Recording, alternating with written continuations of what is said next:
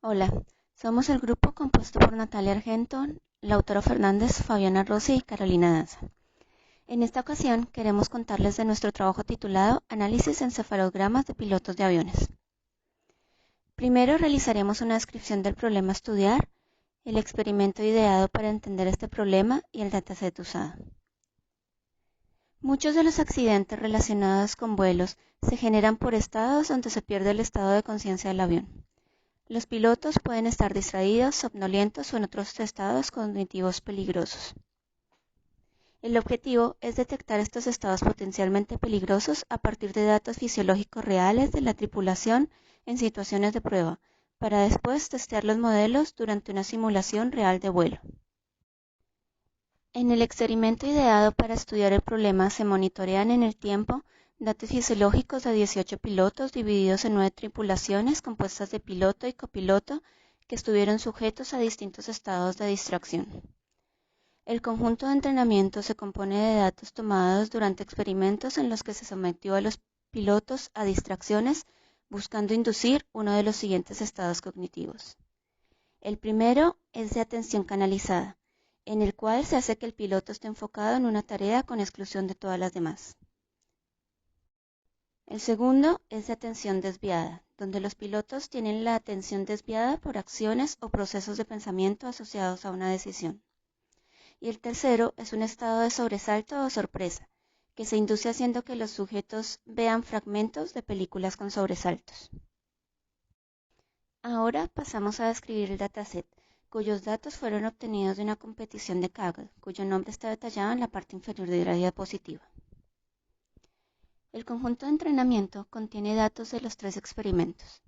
Para cada experimento, un par de pilotos, cada uno con un ID, se registra a lo largo del tiempo y se somete a uno de los estados cognitivos: atención canalizada, atención desviada o sobresalto. El conjunto de prueba contiene una simulación de vuelo completa durante la cual los pilotos pueden experimentar cualquiera de los estados, solo uno en cada tiempo. Cada sensor para medir los datos opera a una frecuencia de muestreo de 256 Hz. Cada experimento dura alrededor de 400 segundos, en los cuales se miden la actividad eléctrica en 20 electrodos y adicionalmente también señales de electrocardiograma, respiración y respuesta galvánica de la piel. El objetivo principal de este análisis es predecir si un piloto dado está o no en un evento de distracción a partir del análisis de su registro de señal de EEG. En lo que sigue, describiremos el análisis exploratorio de los datos. En primer lugar, ya habiéndonos quedado solo con las señales del EEG, hicimos una exploración de los datos para visualizar la forma de las series temporales. En este caso, elegimos un electrodo al azar, el F7, ubicado en la parte delantera izquierda de la cabeza, para la tripulación 3, diferenciando entre piloto y copiloto en distintos colores, y mostrando el comportamiento para los diferentes experimentos. Se puede ver que en líneas generales las señales son similares entre ellas y que existe cierto ruido en algunos momentos, cuyo tratamiento veremos luego. En segundo lugar, se analizaron cada uno de los experimentos para cada tripulación para determinar en qué momento ocurrieron los diferentes eventos. Esto se hizo para poder tener una idea de la cantidad de eventos con los que finalmente íbamos a contar y para poder definir qué parte de la señal es la parte útil, es decir, con la que nos quedaremos y trabajaremos los features para poder hacer la clasificación. Acá podemos ver, para la misma tripulación usada anteriormente, cómo es que suceden los eventos a lo largo del tiempo en cada uno de los experimentos. Con este gráfico, lo que se quiso representar es en qué momento ocurre cada evento y la duración del mismo. Al graficarlo de esta manera, nos dimos cuenta que, para el experimento de atención canalizada, casi la totalidad del tiempo de la simulación, los pilotos están bajo el efecto de este estado. Dado que de este experimento en particular no se pueden extraer fragmentos de la señal previos al evento, los datos relacionados a atención canalizada fueron descartados y nos quedamos únicamente para trabajar con los experimentos de atención desviada y sobresalto. Una vez hecho el análisis de los datos, el cual nos dio una idea de qué tan ruidosas eran las señales y cuáles de ellas eran útiles, armamos un pipeline de trabajo a partir de la bibliografía consultada que nos permitió pasar de estas señales enteras hasta tener features disponibles para luego ingresarlos a los diferentes modelos para evaluar cuál de ellos funcionaba mejor para nuestro caso. El procedimiento que definimos para trabajar fue, en primer lugar, extraer las partes de la señal útiles y de interés, conformadas por una parte previa al evento y otra parte donde el evento de distracción ocurría, o sea, durante el mismo. Una vez obtenidas estas señales, realizaríamos un filtrado y referenciaríamos cada uno de los 20 canales del EEG al promedio de los datos. Luego, extraeríamos distintos features de cada una de ellas y finalmente esos features serían el input para cada uno de los modelos que probaremos para clasificar. En este punto fue importante determinar qué rango de tiempo podíamos tomar antes y durante el evento para recortar la señal. Este rango de tiempo, que terminó siendo de 5 segundos previos al evento y 5 segundos durante el mismo, fue fijado a partir de entender cuál era la duración mínima de los eventos y la duración mínima entre evento y evento. Haciendo esta selección, y luego de eliminar aquellas que no cumplían con el muestreo informado por la documentación, quedaron 366 extractos de 5 segundos de duración cada uno con sus respectivos 20 electrodos del EEG. Como sugiere la bibliografía que trabaja con este tipo de señales, realizamos un filtrado pasabanda entre 1 y 40 Hz, ya que las frecuencias mayores suelen contener ruido. Esto se puede ver en la imagen, en la parte donde la señal original llega hasta menos 400 y la señal filtrada no baja más allá de los menos 200. Luego del filtrado, se referenciaron los datos al promedio, restándole a cada electrodo de cada muestra el promedio de todos los electrodos de esa muestra. Esta técnica se llama CAR, por sus siglas en inglés, y sirve para mejorar la relación señal a ruido de los electrodos del EEG. Para pasar de una señal, en nuestro caso varias señales, a un formato de filas y columnas para poder así utilizarlo de input para los modelos seleccionados, decidimos generar a partir de ellas ciertos features que por un lado la bibliografía leía sugiere y por otro sean simples de calcular. Para eso es que en primer lugar a cada electrodo de las señales en estudio les calculamos medidas de tendencia central como lo son la media y la mediana, medidas de dispersión como variancia y desviación estándar, así como también la simetría estadística y la kurtosis. Estos features nos podrían ayudar a la hora de la clasificación, indicando si por ejemplo un electrodo tiene un comportamiento que difiera cuando está bajo el estímulo y cuando no. De esta manera se generaron rápidamente 120 features, 6 para cada electrodo. Luego decidimos hacer algo similar, pero para distintas ventanas de tiempo partiendo desde el origen de la señal. Establecimos 3 ventanas de 1, 2 y 3 segundos, a la que le calculamos la media, la mediana y desviación estándar.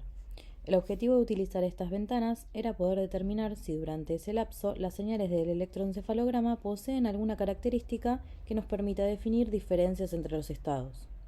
Con esto generamos 180 nuevas features para introducir al modelo, 9 por cada electrodo, 3 por cada ventana establecida.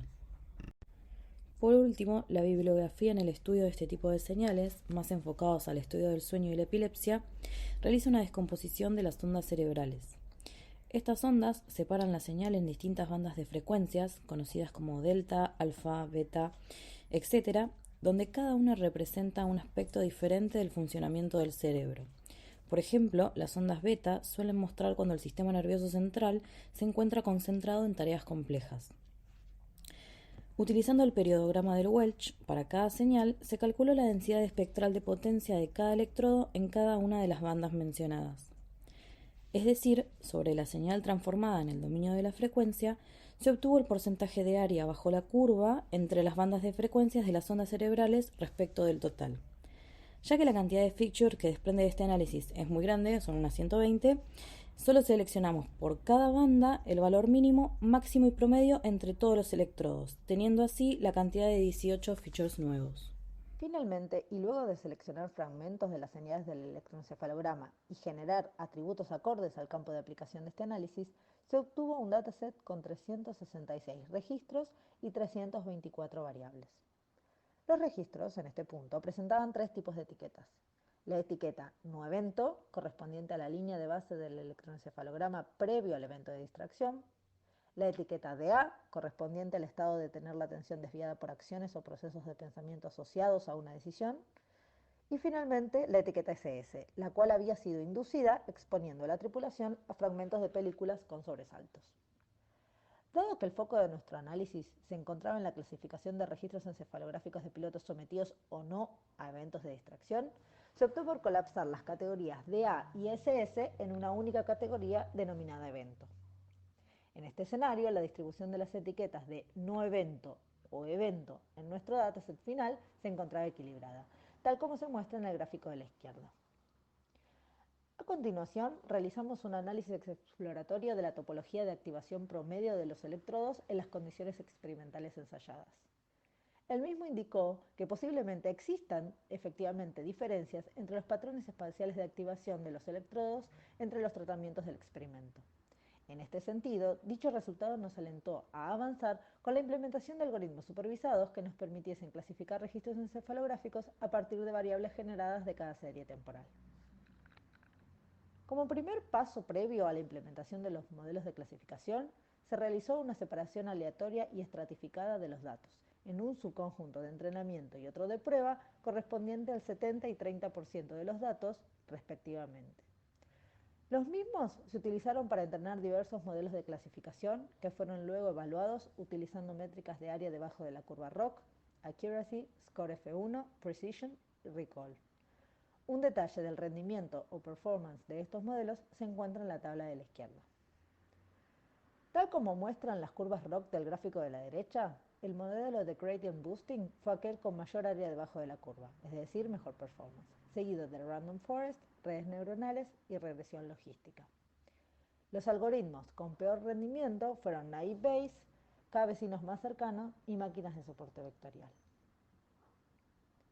A modo de conclusión, nuestro análisis de registros encefalográficos nos permitió clasificar nuestra tripulación sometida a eventos de distracción. Se utilizaron métodos de aprendizaje automático y se obtuvieron resultados con métricas de accuracy superiores al 60%. En particular, el modelo con mejor precisión fue aquel de Gradient Boosting y el de menor rendimiento fue el de máquinas de soporte vectorial. Este tipo de análisis permitiría clasificar registros encefalográficos en tiempo real, representando una herramienta fundamental para el desarrollo de estrategias de prevención de accidentes aéreos. Consideramos que nuestro análisis tiene espacio para mejora y que distintas alternativas podían probarse en el futuro.